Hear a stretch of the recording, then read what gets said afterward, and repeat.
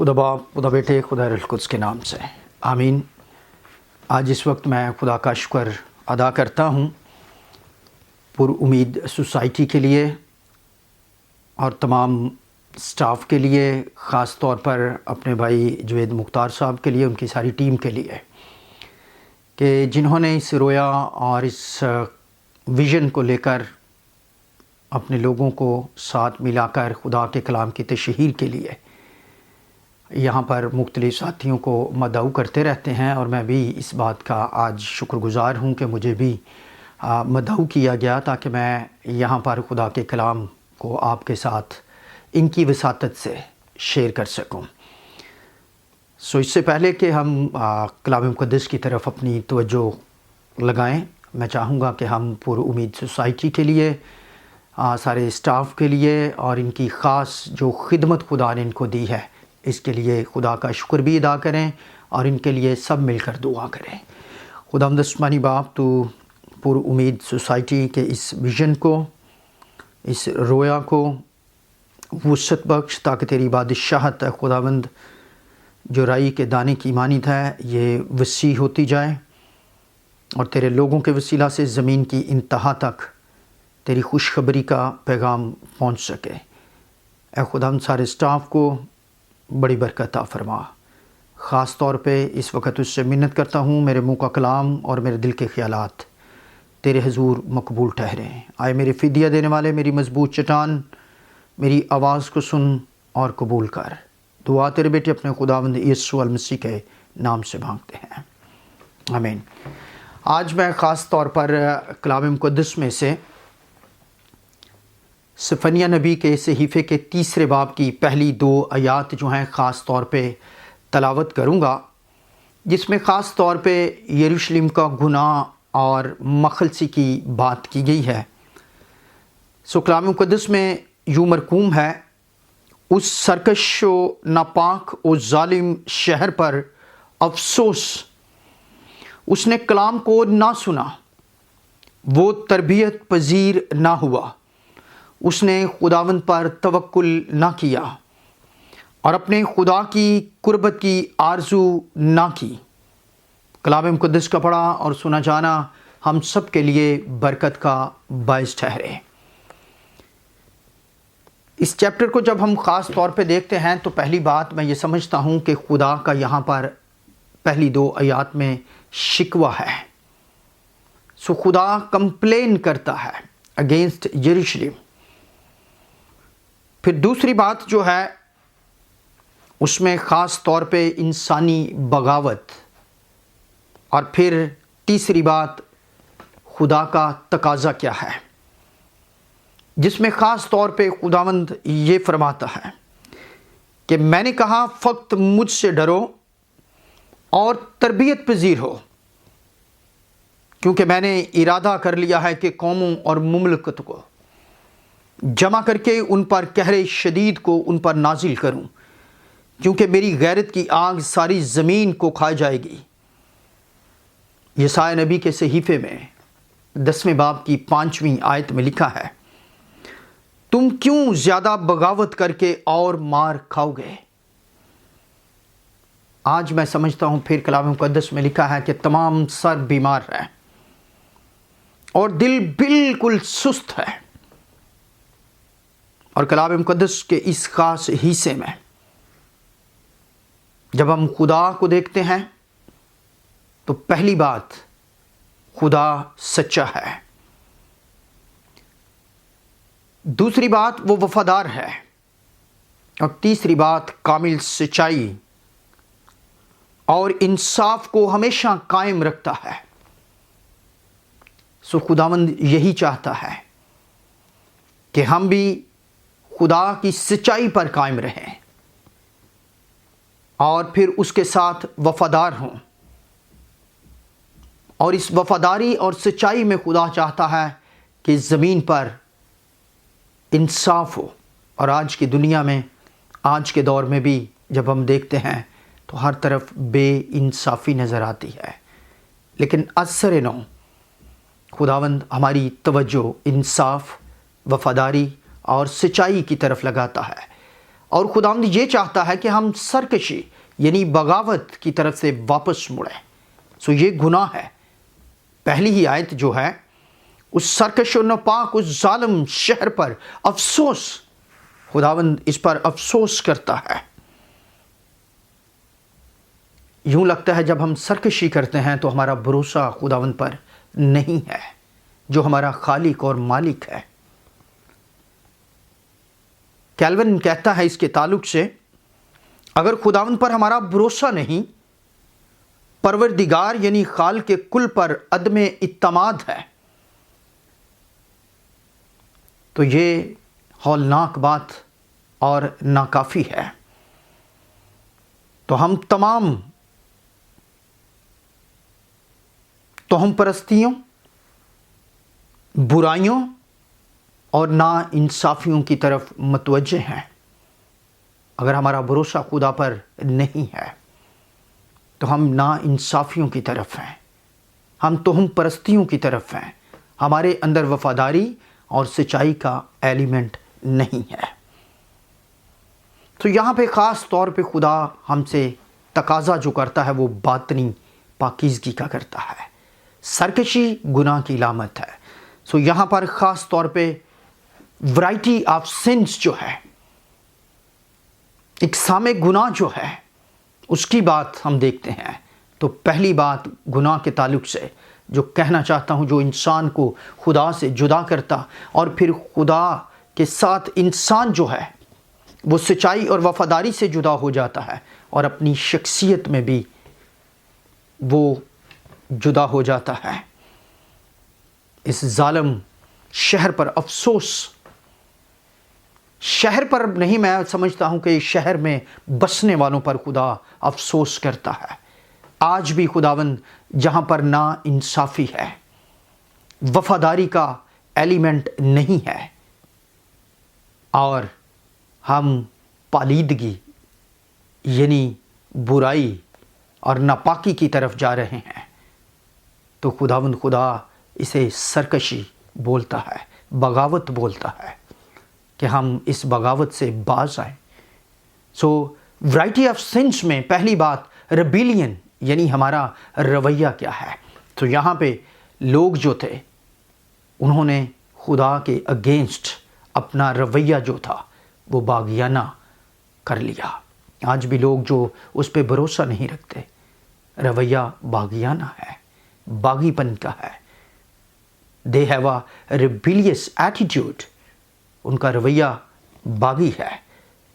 دوسری بات جو ہے پولوشن کی ہے، پالیدگی اور ناپاکی کی ہے. گناہ ہمیں ناپاک کر دیتا ہے. اور پھر تیسری بات جو ہے، جو گناہ ہے اس کا تیسرا سبب یہ ہے اوپریشن یعنی ظلم و ستم. اور لکھا ہے کہ ظالم شہر پر، کیوں ظالم ہے؟ اس میں انصاف نہیں ہے، اس میں وفاداری نہیں ہے، اس میں سچائی کا ایلیمنٹ نہیں ہے. آج یہ یروشلم کے ساتھ جب خدا کمپلین کرتا ہے، شکوہ کرتا ہے، انسانی بغاوت کی بات کرتا ہے، تو کیا آج کی دنیا میں، آج ہمارے شہر میں، ہمارے ملک میں، ہماری کلیسیا میں ہمیں جانچنے اور پرکھنے کی ضرورت ہے کہ کیا ہمارے اندر سچائی، وفاداری اور انصاف ہے؟ اگر نہیں ہے تو خداوند ہمیں باغی رویے کے ساتھ جوڑتا ہے اور افسوس کرتا ہے. گریٹیس کہتا ہے کہ یہ گناہ جو ہیں اس فحشہ عورت کی مانند ہے جس نے اخلاقی قدروں کو رد کر دیا ہے، مورل ویلیوز جو ہیں ان کو ریجیکٹ کیا، اگنور کر دیا. آج ہم نے اپنی بائبلی، روحانی اور اخلاقی قدروں کو کھو دیا ہے. آج ہم بھی اسی طرح سے ہیں جیسے خداوند پکارتا ہے کہ سرکش، ناپاک اور ظالم شہر پر افسوس. خداوند ہم پہ افسوس کر رہا ہے، لیکن اگر ہم اس پہ بھروسہ کرتے ہیں تو ہم کیا کریں؟ پہلی بات، انسٹرکشن خدا سے لیں۔ 3 طرح کی انسٹرکشنز کی بات ہے۔ پہلی بات، ڈیوائن انسٹرکشنز کی ضرورت ہے آج کی کلیسیا کو، معاشرے کو، ہمارے شہر، ہمارے ملک اور دنیا کو، عالمگیر کلیسیا کو۔ We need a divine instruction. اور سیکنڈلی، ہمیں مورل انسٹرکشنز کی ضرورت ہے۔ تیسری بات، ہمیں اسپرچول یعنی روح پاک کے وسیلہ سے گائیڈنس کی ضرورت ہے۔ جو ہمارا استاد ہے وہ ہمیں گائیڈ کرتا ہے۔ تربیت کو رد نہ کریں۔ امثال کی کتاب ہمیں تربیت پذیری کی بات کرتی ہے، جس سے حکمت ملتی ہے، اور پھر سچائی اور شفقت جو ہے وہ کبھی تم سے جدا نہ ہو۔ انصاف اور رحم جو ہے خدا اسے پسند کرتا ہے، اور خدا چاہتا ہے کہ ہم اسے کبھی رد نہ کریں، بلکہ ہم تربیت کو قبول کریں۔ خدا قریب ہے، ہمیں اس کی قربت کے منتظر رہنا ہے، بلکہ ہر روز ایسی پریکٹس کرنی ہے کہ ہم خداوند میں روز آگے بڑھتے جائیں۔ ہمیں خداوند پر مکمل بھروسہ کرنا ہے، ہمیں انصاف کو بلند کرنا ہے۔ اور پھر میں سمجھتا ہوں کہ اس کے نتائج کیا ہیں۔ جب ہم گناہ کرتے رہیں گے تو شدید سنگینی پیدا ہوگی۔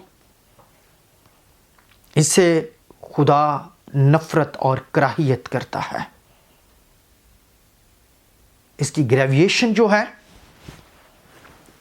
اور ہینیشیسنس جو ہے، سنگینی اور نفرت انگیزی یا ہولناکی، یہ وحشت کو جنم دیتی ہے، اور پھر معاشرے بگاڑ کا شکار ہوتے ہیں، خاندان بگاڑ کا شکار ہوتے ہیں۔ کلیسیاؤں میں جب ایسی حالت ہوگی تو پھر گناہ کی سنگینی اور ہولناکی سے ہماری زندگیاں گناہ میں گری رہیں گی۔ عملی نمونہ کیا دینا ہے ہمیں؟ بطور پارٹ آف دا چرچ ہم مسیح کے بدن کے اعضاء ہوتے ہوئے آج ہمیں کیا ایک نمونہ دینا ہے؟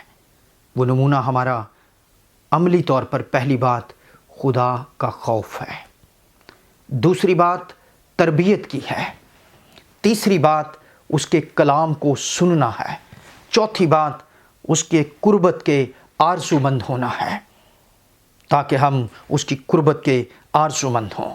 نہ کہ پہلی بات جو ہے، ہم امراء اور قاضیوں کی طرح جنہوں نے شریعت کو بگاڑ دیا، اپنے عہدوں کے لیے، جائیداد اور دولت جمع کرنے کے لیے ایسی بے انصافیاں کی۔ کیا آج چرچ میں بھی ایسا ہے؟ کاہنوں کے پیغام کو بگاڑ دیا، کاہنوں نے خدا کے گھر کو توڑنے اور غیر اخلاقی زندگی گزارنے سے اس کے کلام کو توڑا مروڑا اور کلیسیا میں بگاڑ پیدا کیا۔ خدا بے انصافی نہیں کرتا۔ Our God is not a God of injustice. ہمارا خدا بے انصافی کا خدا نہیں ہے۔ Our God is a God of justice. Our God is a God of truth. Our God is a God of faithfulness. He is good all the time. وہ ہمیشہ ہمارے ساتھ بھلائی کرتا ہے۔ وہ نہیں چاہتا کہ ہم گناہ کی سنگینی اور شدت میں کھوئے رہیں اور معاشرہ، ہماری زندگی، ہمارے خاندان اور کلیسیائیں بگاڑ کا شکار ہوں، بلکہ وہ ہمیشہ نگہبان اور وفادار خدا ہے، اور اپنی نگہبانی اور وفاداری کو کبھی ہماری زندگیوں سے ختم نہیں کرتا۔ اس کی محبت کبھی ہمیں ناکام نہیں ہونے دیتی، بلکہ ہر روز اس کی محبت جو ہے ہمیں تر و تازہ کرتی ہے۔ اس کی محبت ہر روز ہمیں ایک نئی پریکٹس کی طرف، نئی تربیت پانے کے لیے، اس کے کلام کو سننے کے لیے، اس کی آواز کو سننے کے لیے، اور خاص اس کی قربت پہ دھیان دینے کے لیے آگے بڑھتی ہے اور وہ پھر اپنی محبت سے ہر روز ہماری زندگیوں میں نئے نئے کام کرتا اور ہر روز وہ ایسے کام سر انجام دینے کے لیے ہماری زندگی میں خود اترتا ہے۔ جہاں پاکیزگی کی ضرورت ہے، سچائی اور ایمان کی ضرورت ہے، ہم نے اپنی سرکشی اور ظلم کو ترک کرنا ہے۔ آج عہد بندی کا دن ہے۔ میں سمجھتا ہوں پر امید سوسائٹی کے وسیلہ سے آج ہم عہد کریں کہ ہم نے سرکشی اور بغاوت اور ظلم کو ترک کرنا ہے، اس کی آواز یعنی کلام کو سننا اور پھر اس پر عمل کرنا ہے، کیونکہ یہ مبارک خالی کی بات ہے۔ اس کی تربیت پر دل لگانا ہے، مکمل توکل اور بھروسہ اس پر کرنا ہے، اس کی قربت کے آرزو مند ہوں، اس کی تعظیم کرنی اور اس کا خوف ماننا ہے۔ آئیں اس کے منتظر ہونے کے ساتھ ہر وقت اس کی آمد کے لیے تیار رہیں اور گناہ کی سنگینی اور پھر گناہ کی مشروط سزا جو ہے، لازم جو ہے، اس سے بھی بچنا ہے، کیونکہ اگر ہم آج بھی یروشلم کے لوگوں کی طرح خدا کے الہی فضل کے خلاف اٹھتے ہیں، خدا کے پاکیزگی کے الہی پاکیزگی کے خلاف اٹھتے ہیں، اس کی الہی تربیت کے خلاف ہیں، اس کی آگاہی یا وارننگ کے خلاف ہیں، یا ہم اس کے الہی توقعات یا تقاضوں کے خلاف ہیں، تو خداوند پھر ہمیں موقع دیتا ہے کہ ہم اپنی راہ سے واپس پھریں، باغیانہ رویے سے، ناپاک، فیلدی اور ڈیفائلڈ لائف سے ہم واپس آئیں، جو پالیدگی، گناہ اور گندگی کی ہے۔ خداوند نے اپنے بیٹے کو بھیجا ہے تاکہ اس کے فدیہ کے وسیلہ سے ہم پاک صاف ہوں اور باغیانہ رویے سے نکل کر سچائی، انصاف اور وفاداری کی زندگی گزاریں۔ میری دعا ہے خداوند اس کلام کے وسیلہ سے ہمارے اندر آج سچائی کو بلند کرے، انصاف کا بول بالا کرے اور ہم بگاڑ کی حالت سے نکل کر بحالی اور خوشی اور زندگی اور امید کی طرف آگے بڑھ سکیں۔ خداوند اس کلام کے وسیلہ سے آپ سب کو اور پر امید سوسائٹی کو بہت برکت دے۔ خدا باپ، بیٹے، روح القدس کے نام سے آمین۔